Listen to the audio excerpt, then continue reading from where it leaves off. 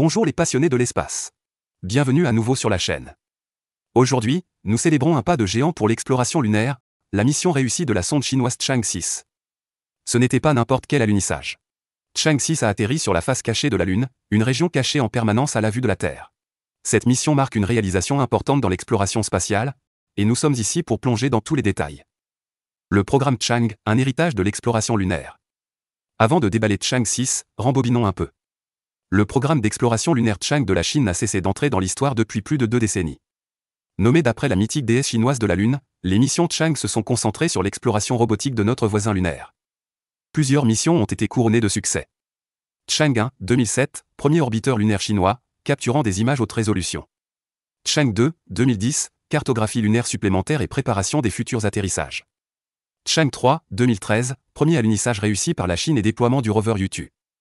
Chang'e 4, 2019, l'atterrissage révolutionnaire sur la face cachée de la Lune, une première pour une nation. Vise à étudier l'environnement unique de la face cachée, y compris sa composition géologique, ses niveaux de rayonnement et son potentiel d'utilisation future des ressources. Chang'e 5, 2020, cette mission s'est concentrée sur la collecte et l'analyse d'échantillons lunaires pour comprendre la composition de la Lune, son histoire géologique et ses ressources potentielles. Les échantillons étaient jeunes, environ 2 milliards d'années, et donnaient un aperçu d'une période spécifique. Chaque mission s'est appuyée sur le succès de la précédente, repoussant les limites de la science et de la technologie lunaire. Chang'e 6 est le dernier chapitre de cette saga passionnante. La sonde Chang'e 6 sera la toute première à atterrir sur la face cachée de la Lune pour prélever des échantillons et les ramener sur Terre. Atteindre l'autre côté. La face cachée de la Lune, également appelée face cachée de la Lune, recèle une mystique particulière. Contrairement au visage familier que nous voyons depuis la Terre, cet hémisphère reste caché en permanence en raison de la rotation synchrone de la Lune. La face cachée a une histoire géologique et un environnement unique par rapport à la face cachée. L'étude de cette région peut offrir des informations précieuses sur la formation et l'évolution de la Lune. Chang'e 6 a spécifiquement ciblé le bassin pôle Sud-Aitken, un cratère d'impact massif de l'autre côté. Cet ancien cratère est considéré comme l'un des plus grands du système solaire, contenant potentiellement des indices sur les débuts du bombardement de la Lune. Atterrissage, échantillonnage et décollage.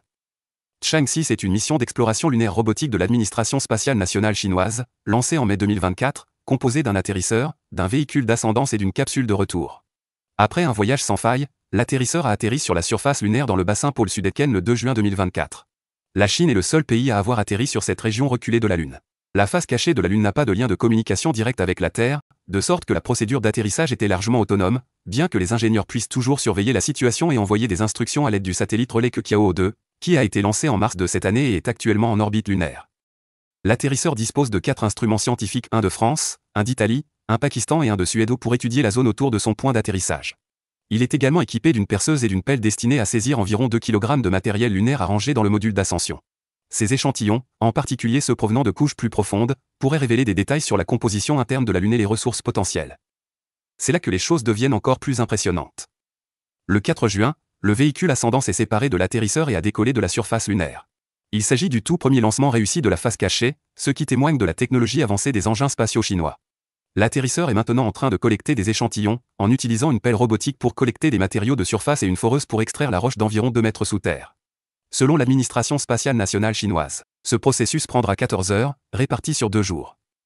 Une fois les échantillons collectés, ils seront transférés dans le véhicule d'ascension, qui traversera l'exosphère de la Lune pour rencontrer et transférer les échantillons au module orbiteur. L'orbiteur reviendra ensuite sur Terre et libérera une capsule de rentrée contenant les échantillons le 25 juin afin qu'ils puissent atterrir sur le site de Xizhiwang-Banê en Mongolie intérieure.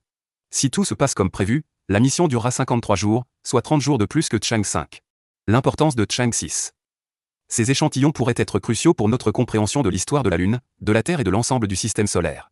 Ils devraient nous aider à comprendre les nombreux astéroïdes et morceaux d'astéroïdes qui se sont écrasés sur la Terre et la Lune il y a environ 3,9 milliards d'années, au cours d'une période connue sous le nom de bombardement lourd tardif, et pourrait également expliquer pourquoi les roches de la face cachée de la Lune sont différentes de celles de la face proche.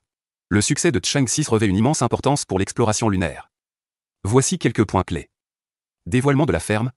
Cette mission offre un accès sans précédent à une région lunaire jusqu'alors inexplorée, offrant une fenêtre sur l'histoire cachée de la Lune.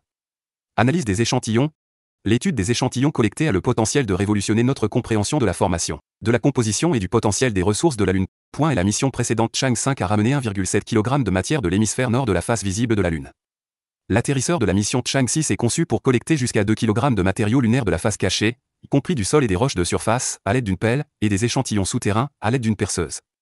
Si la mission réussit, la Chine deviendra la première nation à atterrir, à collecter et à livrer des échantillons sur Terre depuis la face cachée de la Lune. Avancée technologique. La mission met en valeur les capacités avancées des engins spatiaux chinois, en particulier le lancement réussi de la face cachée.